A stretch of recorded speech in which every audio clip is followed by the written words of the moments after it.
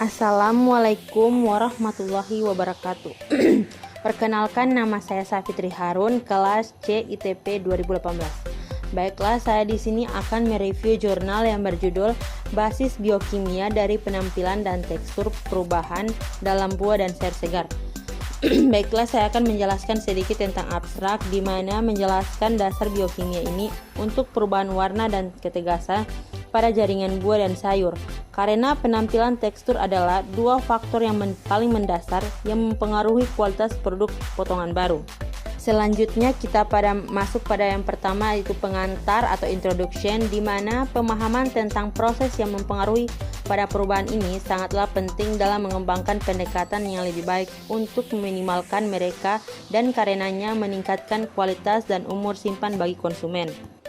Pada dasarnya, perubahan penampilan dan tekstur sangatlah erat terkait dengan kerusakan jaringan, dan dengan demikian dapat digunakan sebagai ukuran kesegaran dan penurunan kualitas dalam penelitian dan industri potongan segar. Oleh karena itu, kedua karakter ini mungkin merupakan atribut kualitas yang paling menarik, yang menjadi perhatian baru dalam kaitannya dengan memaksimalkan umur simpan. Oke, selanjutnya kita masuk pada yang kedua, yaitu penampilan, di mana penampilan ini adalah atribut yang paling jelas dan paling penting untuk menarik konsumen membeli suatu barang tersebut. Berikut ini adalah contoh kasus dari penampilan. Yang pertama yaitu tepi kecoklatan. Tepi kecoklatan ini adalah masalah khusus pada buah dengan daging putih seperti apel, pir, tetapi juga merupakan faktor dalam banyak produk buah dan sayuran segar lainnya, seperti yang dijelaskan pada gambar di bawah ini. Gambar ini menjelaskan tentang lokalisasi internal dan eksternal dari senyawa fenolik dan enzim pengoksidasi fenolik dalam sel tanaman yang khas. Dengan sintetisnya dimasukkan ke dalam membran retikulum endoplasma atau secara longgar terkait dengannya. Setelah terbentuk senyawa-senyawa terglikolisasi dan kemudian didekstruksi dalam vesikel pengangkut yang terbentuk dari membran retikulum endoplasma. Selanjutnya masuk pada contoh kasus yang kedua, yaitu reaksi pencoklatan, di mana reaksi pencoklatan umumnya dianggap sebagai konsekuensi langsung dari tindakan PPO pada polifenol, meskipun beberapa telah menghubungkan setidaknya sebagai peran dan aksi fenol pengoksidase polifenol. Sulit untuk menganggap peran penting POD ketika salah satu substratnya hidrogen peroksidase atau dalam kurung H2O2 umumnya pada konsentrasi yang sangat rendah dalam sel tanaman. Bukti terbaru menunjukkan bahwa POD dapat meningkatkan reaksi kecoklatan dengan adanya reaksi kecoklatan PPO yang sedang berlangsung. Sementara mekanisme pencoklatan PPO ini tidak dapat dengan jelas menyebabkan akumulasi H2O memberikan konsentrasi yang lebih tinggi dari spesifis radikal bebas ini, sehingga memungkinkan tingkat signifikan dari mediasi POD atau pencoklatan polifenol. Profil substrat polifenol dalam jaringan tertentu juga akan berdampak pada potensi browning yang di perantara POD, karena beberapa substrat fenolik berpotensi menghasilkan lebih banyak H2O2 daripada yang lain. Selanjutnya masuk pada contoh kasus yang kedua, yaitu perubahan warna melibatkan degradasi klorofil, yaitu menguning atau kehilangan warna hijau biasanya dianggap sebagai konsekuensi utama degradasi klorofil.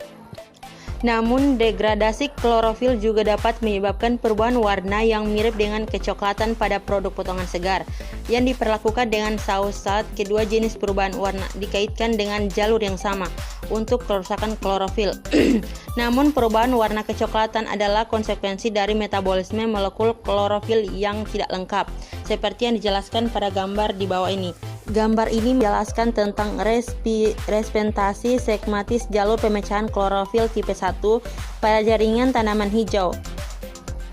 Informasi untuk menghasilkan skema atau aktivitas pH rendah juga dapat menonaktifkan enzim pendegrada klorofil yang memiliki pH optimal sekitar 7,0, dan karenanya hasilnya adalah akumulasi peopitin dan transformasi jaringan hijau ke warna zaitun atau coklat. Uraian di atas melibatkan transformasi yang sangat terkontrol dan digambarkan dengan sangat baik. Kerusakan klorofil tersebut diklasifikasikan sebagai tipe 1 oleh Brown et al. Kerusakan jauh lebih terkendala dimediasi oleh radikal oksigen. Fitur dan tipe kerusakan 2 adalah bahwa sistem membran di dalam sel biasanya terganggu sebelum inisiasi mereka. Beberapa mekanisme yang mungkin telah dilaporkan untuk pemecahan klorofil tipe 2, meskipun daftar ini mungkin hanya dibatasi oleh jumlah percobaan terbatas yang dilakukan hingga saat ini. Selanjutnya kita masuk pada contoh kasus yang berikutnya, yaitu adalah Verona putih di wortel atau white blush in the quartz yang diproses secara minimal mengalami perubahan warna permukaan yang sangat spesifik yang disebut dengan blush spot yang terjadi sebagai akibat dari paparan bahan dinding sel yang rusak pada proses atau pemotongan tepi pada kondisi pengeringan. Sementara pengeringan adalah proses fisik akumulasi bahan lignifikasi pasca pemrosesan dapat terjadi sebagai respon luka atau menginterventasikan kejadian dan tingkat keparahan Verona.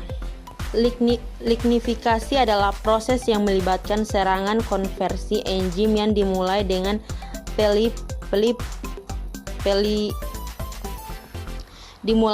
penipelane atau amonia iase yang merupakan reaksi awal dalam jalur fenilpropanoid yang menghasilkan fenolit terlarut.